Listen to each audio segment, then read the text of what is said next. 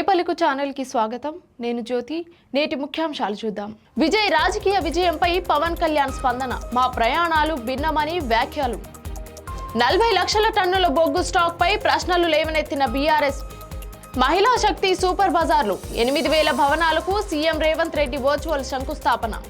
నాదర్గుల్ అనాథాశ్రమాన్ని సందర్శించిన మంచు మనోజ్. అవసరమైన సామాగ్రి విరాళం. బక్రీద్ సీజన్లో డిజిటల్ మోసాలపై అలర్ట్ జారీ చేసిన సజ్జనార్. మోదీ నాయకత్వంలో దేశ అభివృద్ధి కొత్త యుగం ప్రారంభమైంది. నితిన్ గడ్కరీ. పెట్రోల్ పై ₹10 ఎక్సైజ్ డ్యూటీ తగ్గింపు వార్తలు తప్పు. నిర్మలా సీతారామన్ స్పష్టత. గవర్నర్తో కవిత భేటీ. వెలుగుమట్ల RRR పరిగి బాధితుల సమస్యలు విన్నవింపు. ధాన్యం కొనుగోలు ఆలస్యంపై రైతులకు ఎమ్మెల్యే రాజగోపాల్ రెడ్డి క్షమాపణ. కోంపల్లి జయభేరి కాలనీలో మహిళపై దాడి. చైన్ స్నాచింగ్ యత్నం విఫలం. సంగారెడ్డిలో చిన్నారులకు సైకిళ్లు పంపిణీ చేసిన జగ్గారెడ్డి. ఆంధ్రప్రదేశ్ ఉప ముఖ్యమంత్రి పవన్ కళ్యాణ్ మంగళగిరిలోని జనసేన పార్టీ కార్యాలయంలో నిర్వహించిన సమావేశంలో తమిళ నటుడు విజయ్ రాజకీయ అరంగేట్రంపై స్పందించారు. విజయ్ రాజకీయ ప్రయాణం వేగంగా ముందుకెళ్తుండగా తన రాజకీయ జీవితంలో ఎన్నో ఒడిదుడుకులు ఎదుర్కొన్నానని పవన్ కళ్యాణ్ పేర్కొన్నారు. 2024లో కూటమి విజయంతో కొత్త అధ్యయనం ప్రారంభమైందని తెలిపారు. తమిళనాడులోని సినీ అభిమానుల మద్దతు రాజకీయాల్లో ఎంతో ప్రభావం చూపుతుందో విజయ్ ఉదాహరణగా నిలిచారని వ్యాఖ్యానించారు. సినీ ప్రజాదరణను ప్రజాసేవగా మార్చడం నాయకుల ముందున్న పెద్ద బాధ్యత అని పవన్ కళ్యాణ్ అభిప్రాయపడ్డారు. రాష్ట్రంలో ఉన్న 40 లక్షల మెట్రిక్ టన్నుల బొగ్గు స్టాక్ పై బీఆర్ఎస్ శాసనసభాపక్ష ఉపనేత టి హరీష్ రావు తీవ్ర ప్రశ్నలు లేవనెత్తారు. ఈ బొగ్గుపై అన్ని పన్నులు నిబంధనలు పాటించినప్పటికీ దాని వినియోగం విలువపై స్పష్టత లేదని ఆయన పేర్కొన్నారు. సింగరేణి సంస్థ నిర్వహణలో లోపాలు ఉన్నాయని, ప్రస్తుతం స్కామ్లుగా మారాయని ఆరోపించారు. మరోవైపు రాజస్థాన్ జైసల్మేర్లో తెలంగాణ ప్రభుత్వం సోలార్ పవర్ ప్లాంట్ ఏర్పాటు చేయడం పైన ఆయన విమర్శలు చేశారు. డిపిఆర్ లేకుండానే పనులు ప్రారంభించి ఆపై నిధుల కొరతతో ప్రాజెక్టు ఆగిపోయిందని, దీంతో సుమారు 800 కోట్ల నష్టం జరిగిందని పేర్కొన్నారు. ఈ అంశాలపై పూర్తి వివరణ ఇవ్వాలని ఆయన డిమాండ్ చేశారు. రాష్ట్రంలోని స్వయం సహాయక సంఘాలు మహిళలను ఆర్థికంగా బలోపేతం చేసి కోటీశ్వరులుగా తీర్చిదిద్దాలనే లక్ష్యంతో ముఖ్యమంత్రి రేవంత్ రెడ్డి కీలక నిర్ణయాలు ప్రకటించారు. అన్ని నియోజకవర్గాల్లో కార్పొరేట్ స్థాయిలో మహిళా శక్తి సూపర్ బజార్లు ఏర్పాటు చేయడానికి సమగ్ర ప్రణాళికలు సిద్ధం చేయాలని అధికారులను ఆదేశించారు. అలాగే ప్రతి మండలంలో రైస్ మిల్లులు, గోడౌన్ల నిర్మాణానికి ప్రతిపాదనలు సిద్ధం చేసి బ్యాంకు రుణాల ద్వారా మద్దతు ఇవ్వాలని సూచించారు. ప్రజాపాలన ప్రగతి ప్రణాళికలో భాగంగా రాష్ట్ర వ్యాప్తంగా 8000 ఇందిరా స్త్రీ శక్తి భవనాలను వర్చువల్ గా శంకుస్థాపన చేశారు. ఈ కార్యక్రమంలో ఉప ముఖ్యమంత్రి బట్టి విక్రమార్క, మంత్రులు శ్రీధర్ బాబు, సీతక్క, పొంగులేటి శ్రీనివాస్ రెడ్డి తదితరులు పాల్గొన్నారు.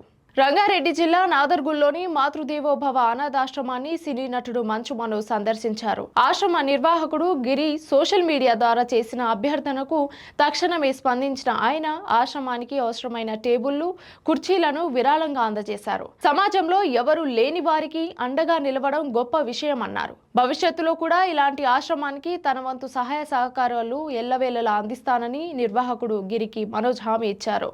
బక్రీద్ పండుగ సమీపిస్తున్న నేపథ్యంలో గొర్రెలు, మేకల అమ్మకందారులు అప్రమత్తంగా ఉండాలని ఐపీఎస్ అధికారి వీసీ సజ్జనార్ హెచ్చరించారు. నగర సంతల్లో కొనుగోళ్ల రద్దీని ఆసరాగా చేసుకొని కొందరు కేటుగాళ్లు ఫేక్ ఫోన్ పే వంటి నకిలీ యాప్లతో మోసాలకు పాల్పడుతున్నట్టు తెలిపారు. ఇటీవల కంచన్బాగ్, రాజేంద్రనగర్ పరిధిలో జరిగిన ఘటనల్లో కొనుగోలుదారులు నకిలీ పేమెంట్ స్క్రీన్ చూపించి జీవాలను తీసుకెళ్లినట్లు సమాచారం. వ్యాపారులు కేవలం స్క్రీన్ షాట్లను నమ్మకుండా తమ బ్యాంక్ ఖాతాలో నగదు జమ అయినట్లు SMS లేదా యాప్ ద్వారా ధృవీకరించుకున్న తర్వాతే లావాదేవీలు చేయాలని సూచించారు. అనుమానాస్పద పరిస్థితుల్లో వెంటనే డయల్ 100కు సమాచారం ఇవ్వాలని ఆయన కోరారు. 2014 మే 26 భారత అభివృద్ధి ప్రయాణంలో కీలక మలుపుగా నిలిచిందని కేంద్ర మంత్రి నితిన్ గడ్కరీ వ్యాఖ్యానించారు. ప్రధాని మంత్రి నరేంద్ర మోదీ నాయకత్వంలో దేశ పాలనలో సమూల మార్పులు చోటు చేసుకున్నాయని తెలిపారు. వేగవంతమైన ఆర్థిక వృద్ధి, ప్రపంచ స్థాయి మౌలిక సదుపాయాల అభివృద్ధి, డిజిటల్ విప్లవం వంటి రంగాల్లో భారత్ విశేష పురోగతి సాధించిందని పేర్కొన్నారు. సబ్కా సాత్, సబ్కా వికాస్, సబ్కా విశ్వాస్ సిద్ధాంతంతో అభివృద్ధి అంచుల్లో ఉన్న ప్రజలకు చేరిందని చెప్పుకొచ్చారు. ఈ ప్రయాణం భారత్ను మరింత బలమైన ఆత్మవిశ్వాసంతో కూడిన దేశంగా మార్చిందని గడ్కరీ వ్యాఖ్యానించారు. పెట్రోల్ డీజిల్ పై లీటర్కు 10 చొప్పున ఎక్సైజ్ డ్యూటీ తగ్గించారనే ప్రచారాన్ని కేంద్ర ఆర్థిక మంత్రి నిర్మలా సీతారామన్ ఖండించారు. ఈ వార్తలు పూర్తిగా తప్పుదోవ పట్టించేవని, ప్రస్తుతం ఎలాంటి కొత్త పన్ను తగ్గింపు నిర్ణయం తీసుకోలేదని ఆమె స్పష్టం చేశారు. గతంలో మార్చి 27న చేసిన పన్ను కోతలపై జరిగిన వ్యాఖ్యలను వక్రీకరించి ప్రచారం చేస్తున్నారని తెలిపారు. ఇంధన ధరల పెరుగుదల సమయంలో ప్రజలపై భారం తగ్గించేందుకు అప్పట్లో కేంద్ర ప్రభుత్వం భారీగా ఎక్సైజ్ డ్యూటీ తగ్గించిన విషయాన్ని ఆమె గుర్తు చేశారు. అందువల్ల తాజా తగ్గింపు అన్న వార్తలు అవాస్తవమని కేంద్రం స్పష్టం చేసింది. తెలంగాణ గవర్నర్ శివప్రతాప్ శుక్లాను తెలంగాణ రక్షణ సేన అధ్యక్షురాలు కల్వకుంట్ల కవిత కలిసి వెలుగుమట్ల, RRR, పరిగి ప్రాంతాల భూ నిర్వాసితుల సమస్యలను విన్నవించారు. ప్రభుత్వం చేపడుతున్న భూసేకరణ, ఇళ్ల కూల్చివేతలపై బాధితులు ఎదుర్కొంటున్న ఇబ్బందులను గవర్నర్ దృష్టికి తీసుకెళ్లారు. ప్రభుత్వ చర్యలపై విమర్శలు చేస్తూ బాధితులకు న్యాయం చేరాలని వినతి పత్రం సమర్పించారు. గవర్నర్ ఈ అంశాలపై రిపోర్ట్ తెప్పించుకొని పరిశీలిస్తామని హామీ ఇచ్చినట్లు తెలిపారు. అనంతరం మీడియాతో మాట్లాడుతూ బాధితుల కోసం తమ పోరాటం కొనసాగుతుందని, అవసరమైతే భవిష్యత్తులో ఉమ్మడి ఉద్యమం చేపడతామని కవిత పేర్కొన్నారు.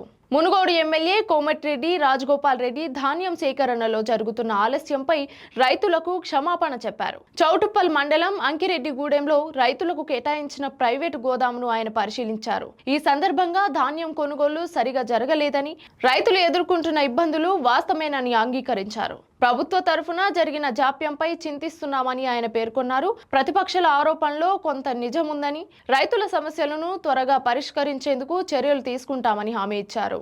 హైదరాబాద్ కోంపల్లి జయభేరి కాలనీలో దారుణ ఘటన చోటు చేసుకుంది. ఆయిల్ షాప్ నిర్వహిస్తున్న ఓ మహిళపై దుండగుడు చైన్ స్నాచింగ్ కు ప్రయత్నించాడు. ఈ సమయంలో మహిళ కేకలు వేయడంతో స్థానికులు వెంటనే స్పందించారు. అక్కడికి చేరుకున్న స్థానికులు నిందితుడిని పట్టుకొని చితకబాది అనంతరం పోలీసులకు అప్పగించారు. ఈ ఘటనతో ప్రాంతంలో కొద్దిసేపు ఉద్రిక్తత నెలకొంది. ఈ ఘటనపై పోలీసులు కేసు నమోదు చేసి దర్యాప్తు ప్రారంభించారు. సంగారెడ్డి నియోజకవర్గంలో కాంగ్రెస్ సీనియర్ నేత జగ్గారెడ్డి చిన్నారులకు సైకిళ్లు పంపిణీ చేశారు. ముఖ్యంగా 8 ఏళ్లలోపు చిన్నారులకు సైకిళ్లు అందజేస్తూ వారి ఆనందంలో భాగమయ్యారు. వచ్చే ఆదివారం మరో 156 మంది చిన్నారులకు సైకిళ్లు అందించేందుకు టోకెన్లు కూడా పంపిణీ చేశారు. ఇప్పటి వరకు నియోజకవర్గంలో సుమారు 400 మంది చిన్నారులకు సైకిళ్లు అందించినట్లు తెలిపారు. చిన్నారుల విద్య, ఆరోగ్య అభివృద్ధి లక్ష్యంగా ఈ కార్యక్రమాన్ని నిర్వహిస్తున్నట్లు జగ్గారెడ్డి చెప్పుకొచ్చారు. ఈ కార్యక్రమానికి స్థానిక ప్రజల నుంచి మంచి స్పందన లభిస్తోంది. ఇది ఇవాల్టి బులెటిన్ అప్డేట్స్. మరొక బులెటిన్తో మళ్ళీ కలుద్దాం. చూస్తూ ఉండండి తొలి పలుకు న్యూస్.